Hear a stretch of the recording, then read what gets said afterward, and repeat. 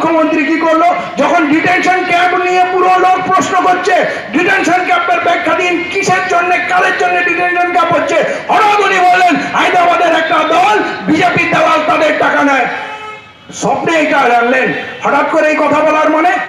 আপনারা দেখছেন PM news 365। জন্য বলেছি, আমার মা গর্ব করে বলবে যে একটা ছেলেকে আমি জন্ম দিয়েছিলাম, আমার দেশের মানুষ গর্ব করবে যে আমরা কাপুরুষ নই। এই লড়াইয়ের জায়গা, এই সিরিয়াসনেসটা, এই এতটা গম্ভীর বিষয়, সেইটা আপনাদের বোঝাতে চাই। পড়ায় পড়ায় কোমর বেঁধে দিন। এনপিআর করার জন্য যদি কোনো সরকারি অফিসার আসে, তাদেরকে বলবেন এলাকা ছেড়ে চলে যান। ভালো চান, এলাকা ছেড়ে চলে যান।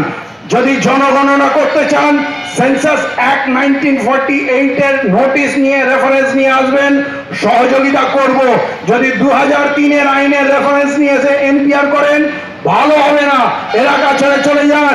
একজন দুজন না, একজনের বাড়িতে কড়া মারলে হাজার হাজার লাখো লাখো লোক রাস্তায় নামবে, ওরা এলাকা ছেড়ে পালিয়ে যাবে। একটা জিনিস মনে রাখবেন, ওদের বুলেট শেষ হয়ে যাবে, ভারতবাসী শেষ হবে না। ওদের মিলিটারি শেষ হয়ে যাবে, ভারতবাসী শেষ হবে না। কাশ্মীরকে জব্দ করার জন্য 9 লক্ষ আর্মি রেখেছে, আর কত আর্মি আছে? পশ্চিমবাংলা নেওয়ার জন্য ওকে 20 লক্ষ আর্মি আনতে হবে।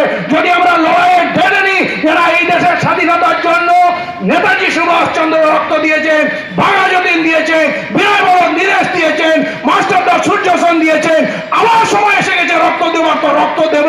আমরা তো কেউ চিরজীবন বাঁচবো না, কিন্তু বাঁচলে মাথা তুলে বাঁচবো, নয় মরে যাব। গোলামি করবো না। এরা আমাদের গোলাম করতে চাচ্ছে, আর হিন্দু মুসলমানের দাঙ্গা লাগিয়ে দিয়ে ওদের কাজটা সহজ করে দিতে যাচ্ছে। তাই বোঝার সময় এসছে, সত্যি কি এই নরেন্দ্র মোদী হিন্দুদের কোনো উপকার করেছে? দেশের কোনো উপকার করেছে? দেশ বিক্রি হয়ে যাচ্ছে। আজকে আমরা 160 টাকা যখন তেলের ব্যারেল ছিল, তখন 60 টাকা লিটার তেল কিনতাম, আর সেইটা যখন 80 টাকার ব্যারেল হয়ে গেছে, তাহলে নিশ্চয়ই 30 টাকায় তেল পাওয়ার কথা।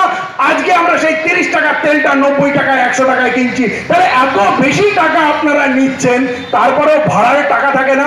দেশের সব সংস্থাগুলোকে আপনারা বিক্রি করে দিচ্ছেন। রেল, এয়ারপোর্ট, পেট্রোলিয়াম, এলআইসির টাকা উড়িয়ে দিয়েছে, প্রভিডেন্ট ফান্ডের টাকা তুলে দিয়েছে। মাইনে করার জন্য মাইনে দেওয়ার টাকা নেই লোকের কাছে, মানে সরকারের কাছে। এখন নাকি 14টা রাষ্ট্রীয় সংস্থার নাকি তালিকা করেছে, এইগুলো হোলসেল মার্কেটে বেচবে। কারা কিনবে? আদানি আম্বানি কোটির দামে আমাদের রক্ত ঝরানো সেই সম্পদগুলো, যেটা তিল তিল করে তৈরি হচ্ছে, বিক্রি হয়ে যাবে। আর আমরা হাঁ করে তাকিয়ে থাকবো এই জন্যে যে রাম মন্দির হবে, হিন্দু রাষ্ট্র হবে। আমার বাচ্চাটা যদি না খেয়ে মারা যায়, আমার মেয়েটার যদি ধর্ষণ হয়, আর সেই ধর্ষকগুলো যদি মন্ত্রী হয়, তাহলে এই মন্দির আমি কোথায় রাখবো? দেশে কি মন্দির কম আছে? মসজিদ কম আছে? তাই এদের এই গোলকধাঁধ থেকে বেরিয়ে এসে ভারতবর্ষকে রক্ষা করার সময় এসে গেছে। সেইটা আপনাদের কাছে আবেদন করছি, পাড়ায় পাড়ায় সংগঠিত হন, হিন্দু মুসলমান এক হয়ে যান। এবং এই যারা নরখাদক দেশটাকে বিক্রি করছে, যারা বিদেশিদের দালাল হয়ে গেছে, বিদেশি কোম্পানিগুলোকে এখানে ঢুকাবে, তাদের জন্য বলছি, আসুন, এটা হয়তো আমাদের লড়াইয়ের শেষ সুযোগ।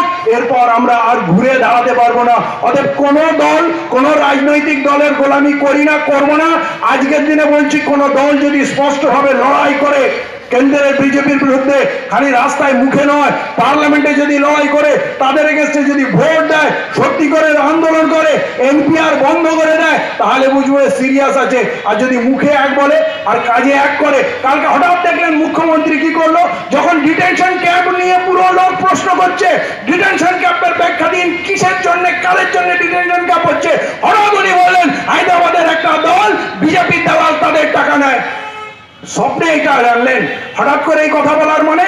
আপনি চাইলেন যে আসাদুদ্দিন ওয়াইসি আর মমতার খুব ঝগড়া হোক, ডায়লগবাজি হোক, ন্যাশনাল নেটওয়ার্কটাকে ছেয়ে যান, সোশ্যাল নেটওয়ার্কে খুব চর্চা হোক। আমাদের মূল যে লড়াই, সেইটা যেন আমরা ভুলে যাই।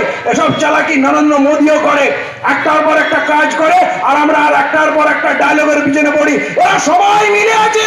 আজ এই লড়াইয়ে বলুন তো, যদি নাগরিকত্ব না বাঁচাতে পারি, তো ভোট কোথায় দেবো, রাজনীতি কোথায় করব? এখন রাজনীতির সময়, ভোটের সময়, নাকি নিজের নাগরিকত্ব, নিজের দেশটাকে বাঁচানোর সময়? তাই বলছি, আমরা সবাই এই রাজনীতির গোলকধাঁধা থেকে বেরিয়ে এসে আমরা এক হয়ে লড়াই হয়ে ওই বিজেপিকে উত্তর দিয়ে দিই। আর যদি আমাদেরকে পথ রোধ করে, গতি রোধ করে, তাহলে আমরা বলবো, আপনারা বুঝে নেবেন যে এরা বিজেপির দালাল। আমাদের লড়াইটা নরেন্দ্র মোদী এবং বিজেপির বিরুদ্ধে হচ্ছে। এর মাঝখানে প্রশাসন আমাদের মিটিং এর পারমিশন দিচ্ছে না। কোথায় সিপিএম পার্টি টোটো চালাচ্ছে, আমাদের জনসভায় সকাল থেকে টোটো ঘোরাচ্ছে, আজকের মিটিং ক্যান্সেল হয়ে গেছে, সভাস্থলে যাবেন না। তাহলে এই সিপিএম এর কোথায় ঘা লাগছে? আমরা নরেন্দ্র মোদীর বিরুদ্ধে, বিজেপি এই সৈয়দ বর্বর শাসকের বিরুদ্ধে লড়ছি। কোথাও তৃণমূল তাদের আমাদের মাঠে কাজ করতে দিচ্ছে না, কোথাও প্রশাসন পারমিশন দিচ্ছে না। তাহলে কোথাও না কোথাও তো আপনারা বিজেপির সঙ্গে এই হাত মিলিয়ে আছেন, বিজেপির সঙ্গে আপনারাও লড়েন না। আমরা তো জনসাধারণ সামান্য শক্তি, আমাদের এই এক মুঠো শক্তি নিয়ে পথে নেমেছি যে বাঁচার আগে, মরার আগে লড়াইটা আমাদের লড়তে হবে। কিন্তু যাদের হাতে রাষ্ট্র ক্ষমতা, এত শক্তি, এত বড় বড় দল, তারা কেউ খুলে বলছে না যে এনপিআর এর কি হবে, এনআরআইসির কি হবে। এটা মনে রাখবেন, এরা সওদাগার, এরা ব্যবসায়ী। যে কজন বাঁচবে, যে কজন ভোটার রাইট পাবে, যে কজন নাগরিকত্ব পাবে,